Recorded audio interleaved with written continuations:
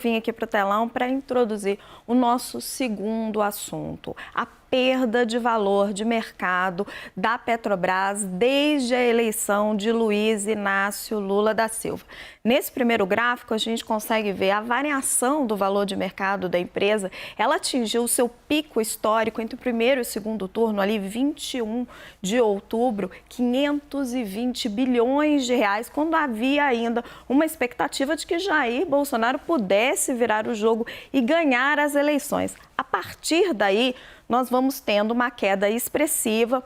Na véspera da eleição, o valor de mercado da Petrobras está em quase 449 bilhões de reais e depois temos uma queda de mais de 20%, quase 25%, 26% no valor de mercado da empresa, atingindo hoje 333 bilhões de reais. As manifestações dos representantes da equipe de transição estão contribuindo para essa queda. Especificamente, vou chamar a atenção de vocês para uma fala do senador Jean Paul Prats, integrante da equipe de transição, cotado para a presidência da Petrobras, uma fala dele ontem sobre a política de preços da companhia. Vamos ver.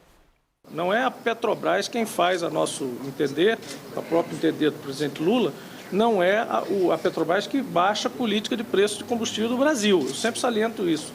Quem faz a política de preço, as diretrizes de política de preço do combustível, tanto quanto as tarifas de eletricidade, tudo isso é uma questão de política setorial, questão de governo.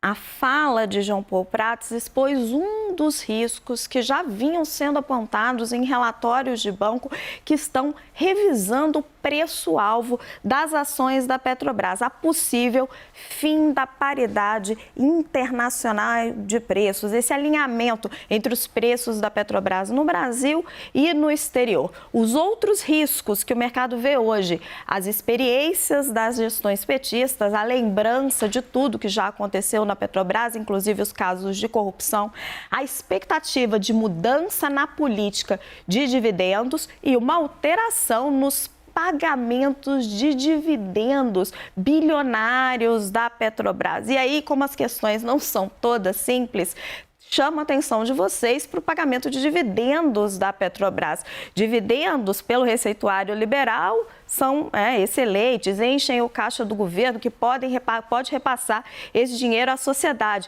Mas neste ano estão ajudando o Tesouro Nacional a fechar as contas. A Petrobras já pagou até setembro 173 bilhões de reais em dividendos. Não tem nenhuma comparação, nem com 2021, que já tinha sido um recorde, 72 bilhões de reais, e muito menos com 2020, que foram 6 bilhões e 650 milhões de reais. Para tratar desse assunto, além do meu querido Caio Junqueira, nós vamos ter aqui com a gente hoje, vou chegar aqui para o lado, o Felipe Moura Brasil Claro e Marcelo Mesquita, que é conselheiro da Petrobras e representante dos acionistas minoritários. Marcelo, muito bem-vindo, boa noite. Antes de voltar para o meu lugar aqui na bancada, vou deixar uma pergunta para você. O mercado está exagerando, está com muito medo do PT? Tem motivo para isso? Olha, quem sou eu para julgar isso, né? Eu acho que você tem negacionismo na questão da saúde, né, das vacinas, terraplanismo em vários assuntos, e o que tem se visto é um terraplanismo econômico, né, nas questões de discutir a Petrobras, a própria política fiscal do governo e tudo mais. Quer dizer, é uma pena, porque isso só divide o país, né? Eu acho que o presidente eleito está perdendo uma oportunidade de definir rápido quem vai ser o ministro da Fazenda, quem vai ser o presidente da Petrobras, o ministro da Minas e Energia, que são assuntos econômicos muito sérios para o país, e fica aí no ar. Quer dizer, todo mundo especulando nomes, especulando políticas, e o jogo ainda não começou. O jogo começa quando definir os nomes das pessoas que vão ser responsáveis por esses assuntos. E seria muito bom para o país que esses nomes fossem definidos rápido, para a gente poder ter um debate em cima de fatos e não em cima de especulações.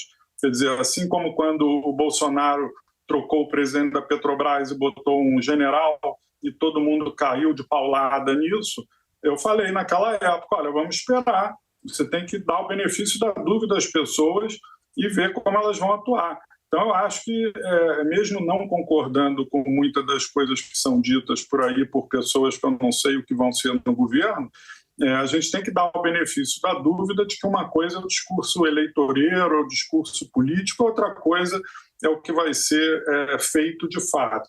Então, acho que as pessoas têm que esperar. Agora, as pessoas fazem aposta, quer dizer, o jogo da Copa do Mundo não começou, mas tem gente que aposta que vai ganhar o Brasil, a Alemanha, a Inglaterra, quer dizer, isso acontece no mercado, isso chama especulação. Uns acham que vai ser bom, outros vai ser ruim, e assim os preços se formam. Agora, me preocupa muito por que as pessoas não têm preocupação com o preço do arroz, do feijão, da escola, do hospital, que é muito mais importante na bolsa e nos gastos de uma pessoa humilde no Brasil, né? Esses são preços tão importantes, todos os preços são interligados. E quando você começa a criar um sistema econômico onde alguns preços são fictícios, são controlados e não sinalizam para todos os agentes econômicos o que tem que ser feito, se você tem que aumentar investimento, diminuir investimento, né? Você começa a criar problema no motor e o carro para. Marcelo. Então a gente já viu antes no Brasil, espero que isso não volte a acontecer. Desculpa te interromper, que você colocou tantos pontos importantes que eu vou precisar destrinchar. O primeiro ponto que ele coloca, Caio, é a ansiedade pelos nomes. E o presidente eleito Lula parece muito reticente, né? A gente tem algumas especulações aí, Jean Paul Prates, Magda Chateaubriand, o Tomás Kim. Qual é a sua aposta? A minha aposta seria num nome muito mais com perfil Rui Costa, ex-governador da Bahia, um economista, talvez até mais que o senador Jean Paul, que é um senador que teve uma atuação ligada aí à política energética, né?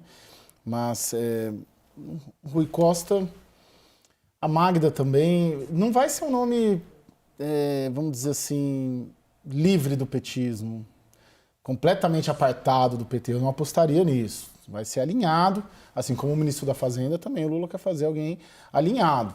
Né? Porque, sim, eles consideram que se trata de política de governo, política de Estado, não política de mercado. Agora, também concordo com o Marcelo, assim, daí pra gente, uma coisa é a luta política, embate político, outra coisa é chegar lá, é uma realidade diferente da de 2003, diferente da de 2010, diferente da era Dilma. Hoje, você sabe melhor do que ninguém que tem uma legislação a ser cumprida, tem regras a serem cumpridas, não é colocar vamos dizer, um petista lá e ele faz o que quer, não é assim tão simples, né? Óbvio que fica mais fácil a união, a acionista majoritária, mas vamos esperar para ver. A única certeza é que até 31 de dezembro sai esse nome e demora ainda, né? Porque demora para o nome ser aprovado também, não é algo tão simples assim. Mas será alguém ligado, alguém de confiança do Lula, imagino, e com alguma ligação com o petismo e com a visão que eles têm do papel de uma estatal como a Petrobras para o governo. É esse papel que causa um certo arrepio. Se a gente prestar atenção no que foi os governos do PT, o maior foco de corrupção foi nos dois grandes investimentos, né? Eram as refinarias e a Sete Brasil, que eram a construção dos estaleiros. Você lembrou muito bem, tem a lei das estatais que ela dificulta um pouco essa questão, mas a gente vê o PT repetindo essa mensagem de que a Petrobras precisa ser um instrumento de investimentos. E quando a gente tem um investimento muito alto, a gente tem muito espaço para a corrupção. Felipe, te preocupa? Claro que preocupa, sem dúvida, porque o histórico dos governos do PT é um histórico de corrupção. Corrupção principalmente na Petrobras. O escândalo do Petrolão repercutiu durante muito tempo, houve muitas prisões no âmbito da Operação Lava Jato, houve uma disputa eleitoral acirrada agora, há uma oposição no país, na sociedade civil mesmo, para além do parlamento, onde vai haver uma oposição, apesar do adesismo ali eventual do Centrão, mas que fica também suscetível à indignação popular.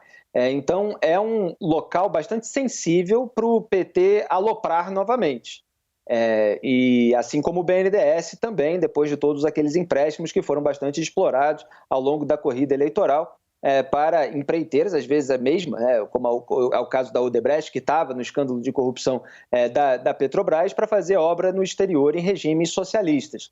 Então, a vigilância sobre o que o PT fizer na Petrobras, ela está muito alta. Agora, é um cenário bastante diferente. Marcelo poderia dar uma visão interna, mas depois da roubalheira que foi descoberta na Petrobras e que ocorreu nos governos do PT, houve a aprovação da lei das estatais, houve medidas de compliance, houve uma maior blindagem em relação à possibilidade de mudanças. Mas a gente sabe que toda blindagem no Brasil, ela é frouxa.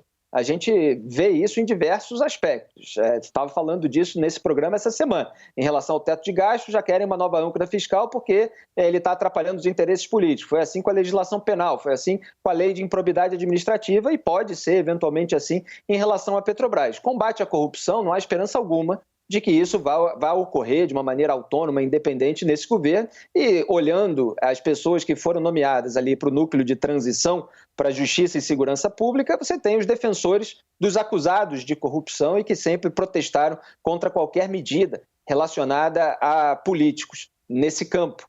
E os órgãos de instrumentalização e controle já foram instrumentalizados ao longo do governo Bolsonaro. Então, basta que o Lula mantenha essa instrumentalização para que as pessoas tenham margem para cometer barbaridades. Só que, repito, o cenário é muito mais sensível do que antes. Marcelo, vou jogar o comentário do Felipe direto para você. Vou te pedir para ser curto, que o tempo está acabando. A lei das estatais consegue proteger a Petrobras? E eu sei que você discorda de mim, porque a gente já conversou várias vezes sobre isso, mas o presidente Jair Bolsonaro abriu algumas brechas ao fazer mudanças ali no Conselho de Administração. Você acha que a empresa está blindada, Marcelo, ou não? Não, infelizmente no Brasil não tem blindagem para nada, porque o Supremo muda decisões de coisas que foram resolvidas pelo próprio Supremo há pouco tempo. Você vê que em causas tributárias é uma velho oeste. O Brasil é um faroeste. Né? Então a gente hoje vive um faroeste jurídico no Brasil. Então imagina se alguém vai reclamar de alguma questão de governança da Petrobras e vai ter uma resposta rápida da Justiça. Provavelmente não vai ter.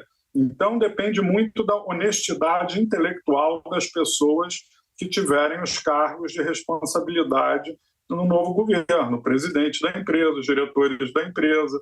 Né? A gente tem que contar com o bom senso das pessoas que vão ter poder no novo governo para tentar se reeleger. Porque se não tiverem bom senso de olhar o passado e aprender, né? E se não forem terraplanistas e negacionistas em termos econômicos, né? A gente vai ter uma coisa diferente do que está sendo dito até agora. E vamos ver, porque a gente já teve casos de presidentes impedidos, presidentes que renunciaram em função das crises econômicas. Teve isso com a Dilma, teve com o Collor, teve com o Jango, com o Jânio. Né? A gente já teve várias situações de instabilidade política no Brasil por questão econômica. Né? Então, se começar a querer fazer maluquice no lado fiscal, na Petrobras, que é 10% do PIB, né, é muito importante a empresa e o setor de petróleo como um todo. Porque quando você fala em mexer na Petrobras, você não está mexendo só na Petrobras, você está mexendo nos fornecedores, você está mexendo nos concorrentes, você está mexendo com um monte de coisa. Hoje você tem quase 10 empresas listadas na Bolsa, de empresas que compraram ativos da Petrobras e estão desenvolvendo, investindo a beça no Rio Grande do Norte, na Bahia, em vários estados do Nordeste, onde tem governadores do PT e que querem investimentos nos seus estados. Você tem empresa, o setor de etanol no Brasil, por exemplo, se tiver controle de preço, maluquice na Petrobras, a gente já viu isso, quebra o setor de etanol de novo, como já quebrou 2 vezes. Quebra o biodiesel, quebram as empresas de navegação, que trazem navios para cá para ser fornecedores, né? Então, é um monte de setor da economia que é afetado por loucuras terraplanistas na Petrobras, né? E na economia como um todo. Mas eu acho que até agora é injusto ficar criticando coisa que ainda não aconteceu. Então, não faz sentido hoje fazer qualquer crítica. Tem que dar o benefício da dúvida para quem vai chegar e ver o que vai fazer. Se começarem a fazer loucuras, você pode me convidar para voltar aqui de novo, que eu venho de estão fazendo loucura. Até agora não estão fazendo loucura. Já está convidado. A gente dá o benefício da dúvida e exerce a vigilância. Infelizmente, eu tenho que acabar o programa. Marcelo Mesquita, muito obrigada pela sua participação no WW. Felipe Moura Brasil, boa noite aí para você no Rio de Janeiro. Caio Junqueira, meu parceiro querido, boa noite.